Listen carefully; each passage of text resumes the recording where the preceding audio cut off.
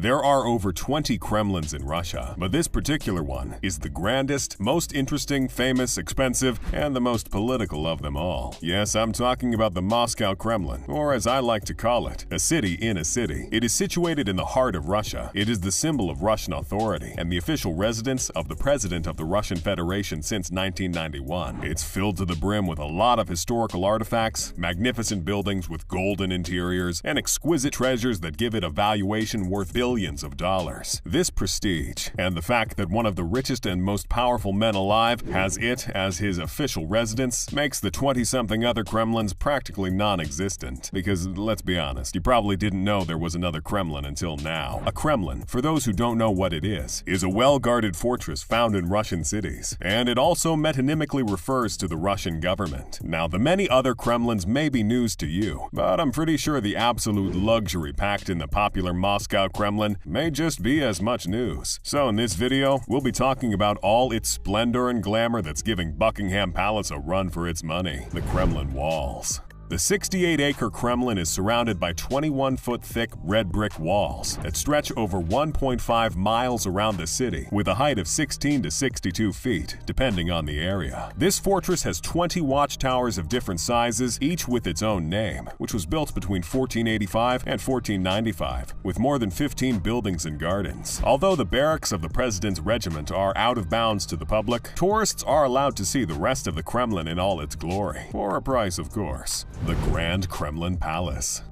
The Grand Kremlin Palace, now the ceremonial residence of the President of the Russian Federation, was once used to host the coronation of Russian emperors. The palace has 70 billion-dollar rooms, used by the President for state visits and receptions. This palace was built between 1838 and 1849, and is the largest structure in the Kremlin. It is square-shaped and has a courtyard in the middle. It cost over $1 billion just to renovate. The interior of the palace is most impressive with gold architecture, bronze chandeliers, golden throne rooms with matching gold thrones, floors made with over 20 different types of wood, tiles designed like woven carpets, and gilded gold doors leading to luxurious halls named after different orders, such as the St. Andrew Hall, St. Vladimir Hall, St. George Hall, and Catherine Hall. Tarim and Faceted Palace. On the west side of the Kremlin is the Palace of Facets, built in 1491 by Ivan III. It holds the Tsar's imperial thrones, gold lion statues that guard a cascading red staircase. It also includes a golden reception room used for ceremonies, and secret pathways underneath that connect to the Annunciation Cathedral. Behind it, we have the Tarim Palace, the home of the first royal family in the 17th century, decorated in gold and royal colors. This building is 5 stories, with 2 floors dedicated to the wife and children of the royal family, 1 floor for storage and workshops. The 4th floor has 5 adjoining rooms for the Tsar, and the 5th floor is a courtyard with a gorgeous view of the Kremlin. Both the Tarim Palace and the Palace of Facets are linked by the Grand Kremlin Palace. Cathedral Square.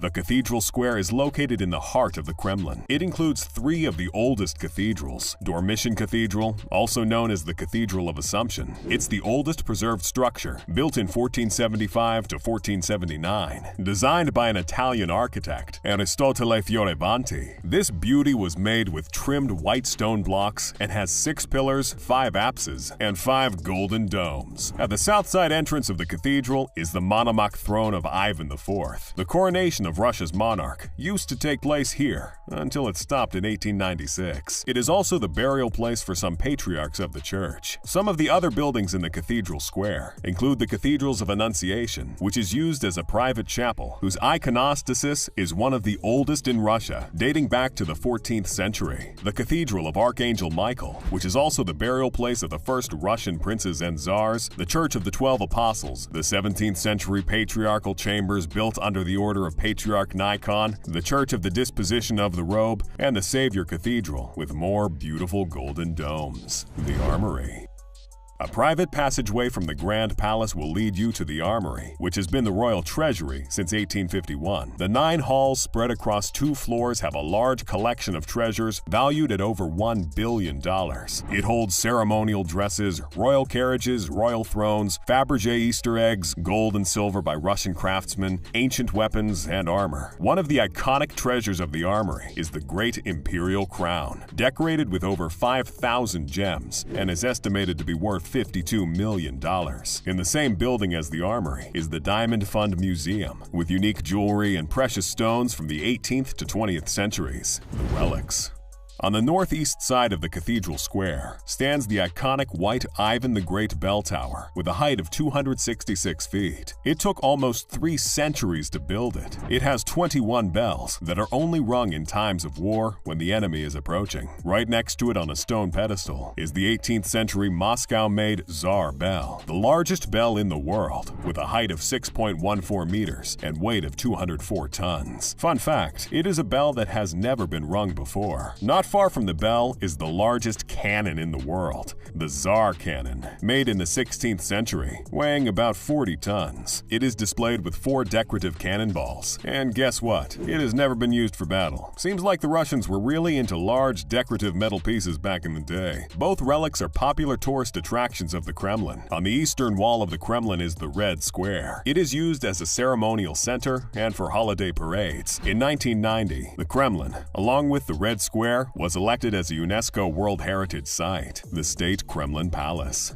Built in 1991, the newest building in the Russian compound is the State Kremlin Palace, which was built for congresses of the Communist Party. But today, it is used as a concert and theater venue with over 800 rooms. It is rumored that a large portion of this building is buried 50 feet underground to make the building look shorter. Opposite the State Kremlin Palace is the Arsenal, which has been rebuilt many times. It is home to military trophies, weapons, guns from the war with Napoleon, and 17th to 18th century Russian cannons.